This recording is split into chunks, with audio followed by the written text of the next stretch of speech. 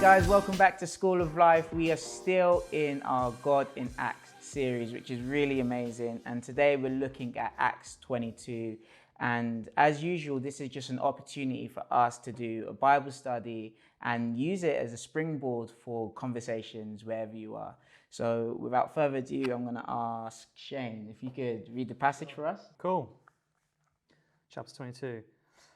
Brethren and fathers, hear my defense before you now. And when they heard that, he spoke to them in the Hebrew language, which they kept all the more silent.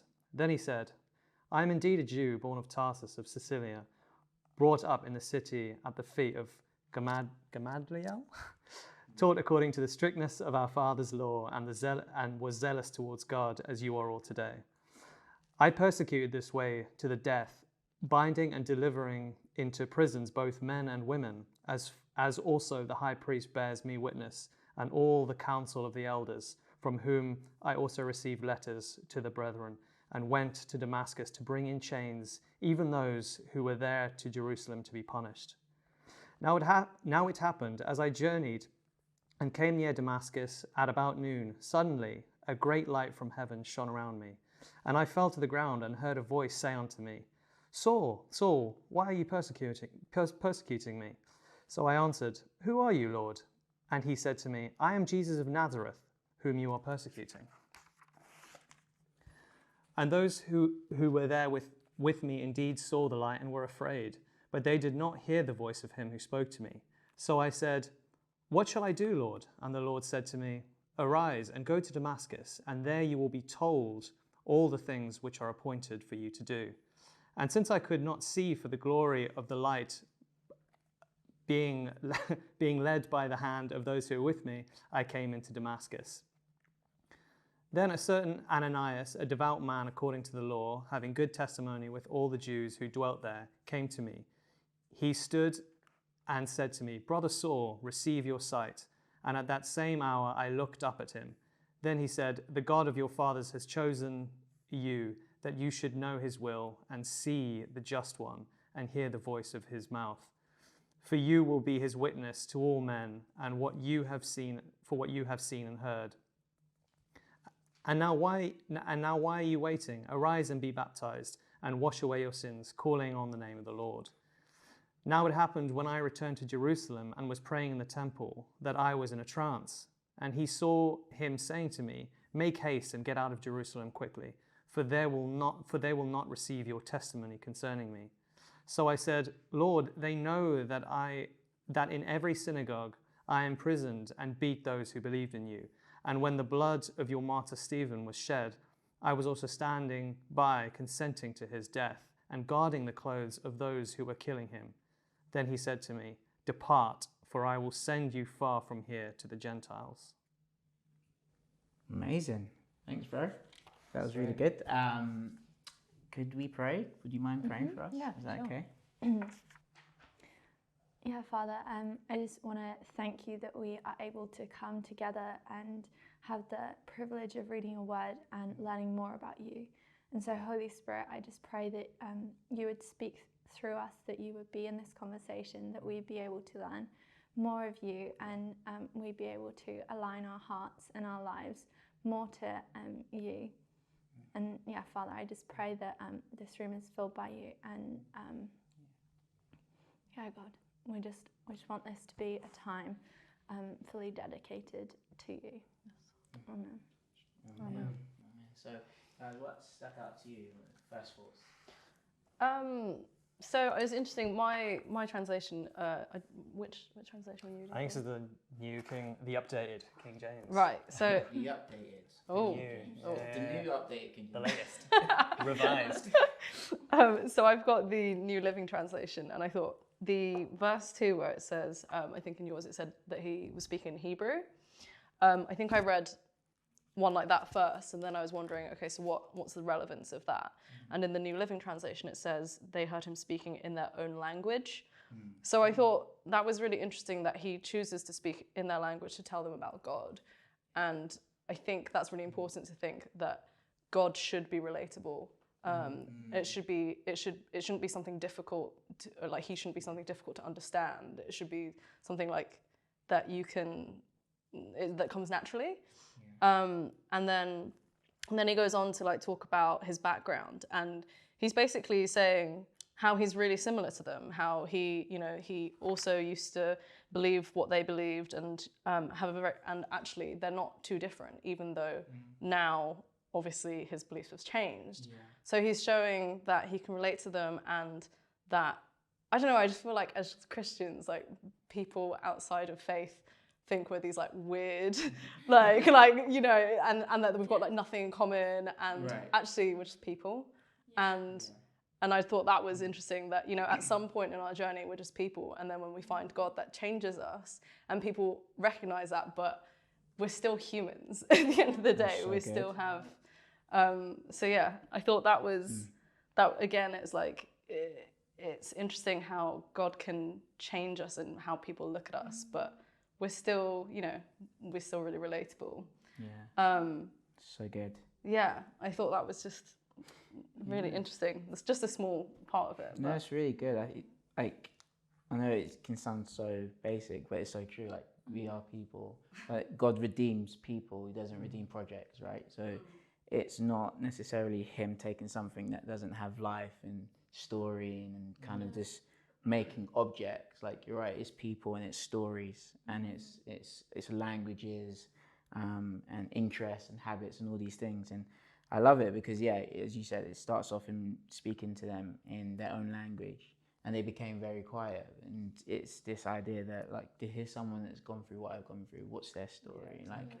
And yeah, I always have to come back to that personally, like this idea that God didn't call me to know him because I'm not a business plan, I'm not a project, I'm not something he's just working on, trying to, like, all of my story, all of our interests are part of the reasons why he takes interest in us. So yeah, I think that's pretty cool what you said, and yeah. Yeah, it's. I think importantly, it's like he wasn't someone special before.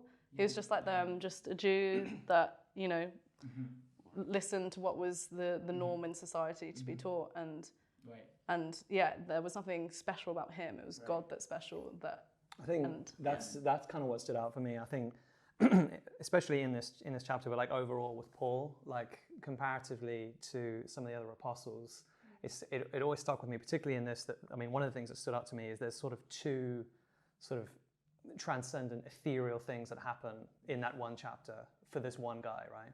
First, he's on the road and he kind of sees Jesus, which is crazy. And then the second time when he's in the temple and he has this sort of vision again, right? Which stuck out to me because that's quite a lot of sort of miracles happening just in like one chapter, right? And I think I always place Paul against some of the other apostles where when Jesus walks up to like Matthew and so on, and he's like, drop your nets and follow me, and they're like, yeah, okay. And that's super cool. But what's so great about Paul and relatable and in how he was redeemed is that he was totally not like that. He's like, most of his life he was actually pretty crazy. He's like this murderous dude. And yeah, it's intense, right? Because it's almost showing that he needs two very physical manifestations of things to happen for him to sort of, I guess, convert. And what I love about it speaks a lot to me, because most of my life I've sort of Christian but never really followed the truth. And it was always confusing to me how people were sort of born into a Christian family or something. And it was always a line of like, where is the naivety, there is, how do they know the truth if they've never experienced a life before? And that's how I kind of related to Paul, and why I think he's such a great redeemed person, because he does live this life, and then you can see how he finds the truth and he really changes. And I think it speaks so much that he's so sort of prominent within the New Testament. Yeah. So good, man. That's really interesting, like what you say about perceptions of people who are Christians as well, because I think, like, we've spoken a bit about how the people he was speaking to would have perceived him, but I think as a Christian who is speaking to non-Christians or even to other Christians, it's how am I thinking I'm being perceived? And I just love that he fully owns his whole story. He's like, I was such a mess before. I was so away from God. Yeah, exactly. Because I think sometimes we can get caught up in being like the perfect Christian or like portraying ourselves as holy and right. But actually, I think the power in this is he's like fully owning his story, and that shows how incredible God was in his story to completely transform him and give him the security of like, yeah, you don't have to hide that, but let that show how incredible I am. And it's like that verse of like his power is made perfect in our weakness. And so actually like the best thing you can do is show that we are weak and that it is God through us. It's sort of it's so great, like when you kind of hear Christians and you hear the story about the Bible and you think everyone's holier than thou, right? And like Paul was obviously not, like Matthew the tax collector and everything. Yeah. I think some pretty crazy guys, man. Yeah. Like what a group. There's some pretty crazy. Bunch of renegades. I feel right at home. Yeah. Like I'm here. Yeah. But it's so like it just kind of really shows people, particularly non-Christians, it's like you're not supposed to be like you want to be, but you're not, and that just goes to show like he's so prominent, Paul, in this book, right? And he just started off so shaky. So it's such a great thing for Christians to know that, I suppose. I've like had a few friends where I've invited them to church, and they're just like, oh yeah, I don't feel comfortable going. I feel a bit of a hypocrite, cause like, and I'm like, you don't have to be, some perfect person to go. And so I think that's really great that you can read, oh, I was, hounding people to death and throwing men and women into prison, and you're like, okay, if this dude got saved, then maybe it's okay for me to be forgiven. I was standing there agreeing that he should be, What's crazy as well is that, so the context of it is that he's interrupted his own arrest or his own, basically he's been led to something that could lead to his own death. And he's basically saying to these dudes like, hey, I was like you, like what you're doing to me, I did that to people. And God did something in my life. And it just goes to show again, is like, I think with testimony or speaking to people who don't know about God's redemption, sometimes the starting place isn't necessarily these high and lofty visions, because he doesn't start with like, hey, don't kill me yet, I'm the guy that saw a bright light, like I've got, do you know what I mean? He doesn't start at the apex of his story. He starts off as like, I was literally doing what you're doing right now. And then he builds into it, and it's this crescendo that it gets in the middle, and it's like, wow, like, and then in the midst of all that I was doing, in the midst of being like you, God did this to me. And I think that is often the starting place, is that where is the common ground? And Paul does this so well through Acts, where he goes into new cities and new places, and he's like, where is the commonality? And then where's the distinction? So I think for me, when I rehearsing God's redemption, it starts with, where can I relate with the surrounding culture, and then where is God calling us as Christians to kind of go off path, and not because we're some superior race or anything, but because God's done something. Like he is the cross, the fork in the road that creates that distinction. But he doesn't start there, which I just think is pretty cool. Like he's Totally. Sorry. That is a bit mad. Go for it. And like a little bit further on, where he has the experience on the road to Damascus. I thought it was really interesting that those with him saw the light but didn't hear the voice. And so it's still this like deeply personal experience where he's like one-on-one with Jesus, but it's not like it's like contained. It's like those around him can still see that God's moving and how like incredible that is, but they're not partaking in like the personal relationship. And I just think that how God's able to have to like relate to people like that. And it's just like, okay, I really want to speak to this one person, but I'm not just gonna confine it to this one person. Like I'm gonna let like this testimony and like what I'm gonna do shine to those around them as well. So it's so much more impactful than just the one relationship.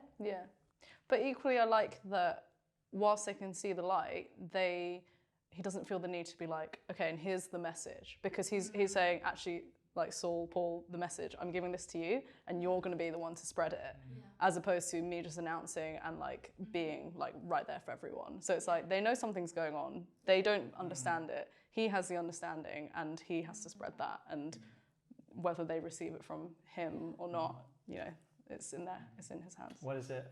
Blessed are those who have seen, and not, was it? Blessed are those who have seen and believed, or you know what I mean? Like that whole thing, because it's like literally seeing, because like he has a vision of seeing, and then like you were saying, he's not showing to everyone else, but then Paul is the sort of the totem pole that goes out and then spreads the word, and people still flock to it. So I guess it's just that sort of strong truth that people are drawn to.